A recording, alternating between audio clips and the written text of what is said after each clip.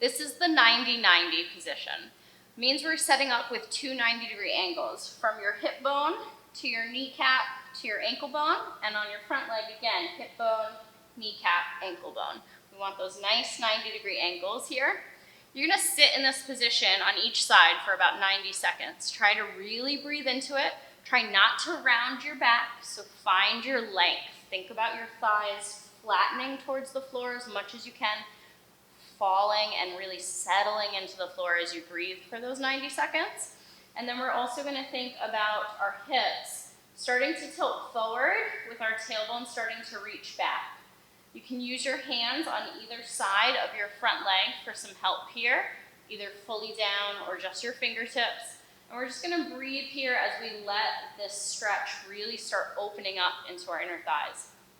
Once we've done the 90 seconds here, we're gonna start focusing on what are called PAILs and RAILs, which are really just progressive and regressive angles that we're gonna start loading your hip, your leg, okay? So for this front leg, we're gonna start by thinking as if there was a scale underneath your calf. I want you to push 30 pounds into it for 10 seconds. So I'm gonna start thinking of driving weight down into the floor, 10 seconds here. And I'm breathing into it. I'm gonna have a lot of action going on in my thigh and glute as I push down into the floor for those 10 seconds. Then I'm gonna reverse that and try to lift it towards my body for 10 seconds. What I don't wanna happen is that I start falling back away from it. So I'm gonna keep my control here. I'm gonna use my hands and I'm gonna try to lift for 10. You might not get off the floor, that's okay. Breathe into it. You also might get some cramping in that hip, so breathe through it, relax if you need to. We're gonna try to do 3 sets of that, 10 seconds down and 10 seconds up. We're then gonna start focusing on our back leg. So now I'm gonna think about externally rotating, pushing that heel into the floor and reaching that knee up. Without rounding my back, without falling away, I'm gonna stay nice and tall, 10 seconds here.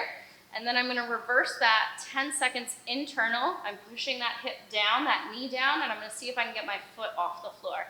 It doesn't have to go anywhere, but you're gonna feel a lot going on here. 10 seconds, 3 times in both directions.